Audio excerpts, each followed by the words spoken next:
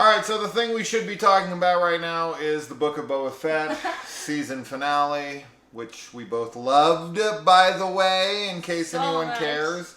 I used to do Star Wars reviews on here, but no one gave a shit. That's surprising. As much as I'm into Star Wars, I don't know. Most people didn't care, so I stopped doing them. But anyways, we are here to talk about the last thing Mary saw. Why not? Because that's the last thing we saw. That's true. I have notes and whatnot for 7 movies right now to review. When we'll get to those, we shall see. But the last thing Mary saw is currently streaming on Shudder, and it is a period piece drama with mild horror elements. Pretty mild. Very mild. They are there, but man, calling it a horror movie is a stretch. For sure. Yeah, drama definitely is a better descriptor. It kind of reminds me of Heavenly Creatures with some Amish witch stuff getting thrown in here. Now these aren't Amish, but I mean that's kind of what the Amish are going for. This movie's set in 1843, I think, if memory serves, and it really just deals with the way lesbianism was frowned upon by religious idiots. Yeah, puritanical Christians. Yeah. And basically the living hell they make these 2 girls' lives. And this is definitely one that's not going to be for everyone by any means. I think a lot of people will find this boring, or that slow. That's boring. Yeah. It is a very slow film. I will say that. But I do think that it has that feeling that a movie like The Witch or something has that's set. I think the director does a very good job of creating the time period and creating that isolation, because this is really all set in one house with one family, and there's very little interaction with the outside world, and it's very centered on this one house in the middle of nowhere where this religious family lives, and these girls are kind of just trapped. And I don't know, I feel like that does a very good job of showing us that they don't really have anywhere to go, at how there wasn't people around at that time, and there wasn't movements, and there wasn't support for gay people to get any help and any support from anybody. And I think that the acting from the 2 girls is great, and I think that I really liked this. I definitely know that a lot of people won't, but I thought it did a really good job at succeeding on what it was trying to succeed in. This is one of those films that I watch where I feel like, I've said this before in the past with films we've watched, that I feel like the director made the exact film that they wanted to make. Yeah, I agree. And it's also not even just with the can't say that word. Ostracization. Wow, of homosexuals, but it's also women in that time. They don't have a lot of agency, and so the isolation isn't just because they're lesbians, but also them leaving the family. Yeah, they don't have a lot of options, even if they weren't trying to hide that they were gay. So I think I agree with you. I think that the director made the exact film that he wanted to make, and it's really atmospheric. There's a lot of really subtly creepy scenes. Nothing really in your face. Everything's really dark and super quiet. But it's As it still, would be in 1843. Well, not only that, but also, there's other factors where the family is, quiet for a good majority of the film. There's hardly any dialogue in maybe the second half. Yeah. And it does a great job of setting up that time frame. I thought it was really artistic and really well done. Some of the character decisions, I was kind of like, why? But I took that as more of like artistic liberty. I agree. I think it's I don't think that you're be... supposed to take everything like at face value and like people are making realistic decisions. Like this is more of an art film. Absolutely. That's what I was reminding myself in those moments where I was kind of like, why would you do that, or what's that decision mean?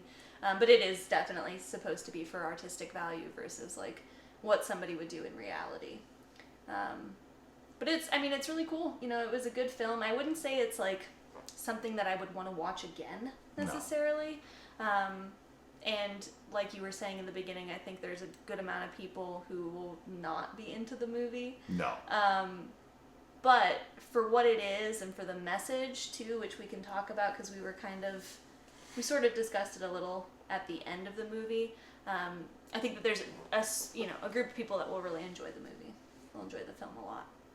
I think what this film did really well for me is it built up these characters, the two women in this. One of them played by the girl who plays Esther in The Orphan, which was great to see her because I feel like I don't see her very often, and I thought she was phenomenal in Orphan.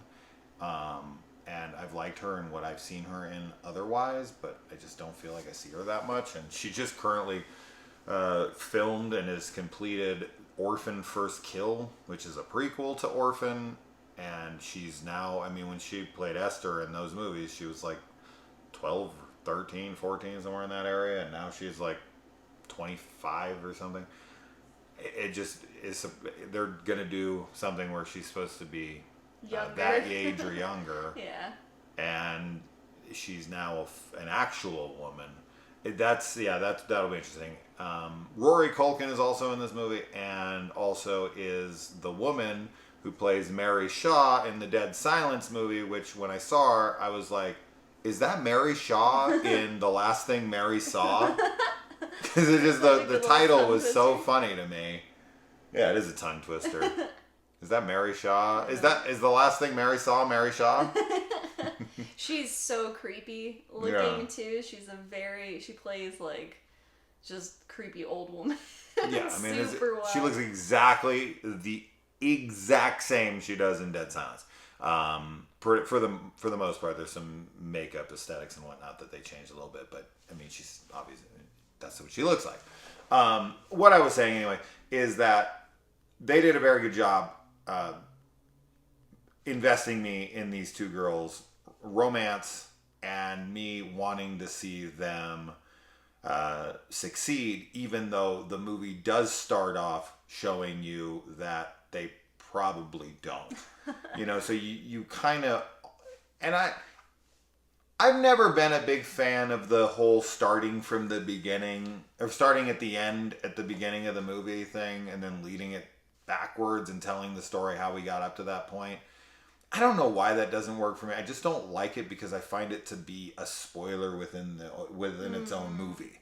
Yeah. Where I'm like, well, now I know this happens. Sure. And every once in a while it can work, or movies that I love that have that opening, like a Fight Club or something. It's not something I like, and it really did take something away from this movie because I was like, well, now I know this happens. Sure. But it is the title of the film, and really there's a lot of like religious symbolisms and metaphors and whatnot going in here. And I think, I do think that this is a message you can analyze, and maybe it would be worth a second viewing if you really wanted to break down what you thought. Now, I feel like I got everything on my first viewing, so I don't feel like I need to go back.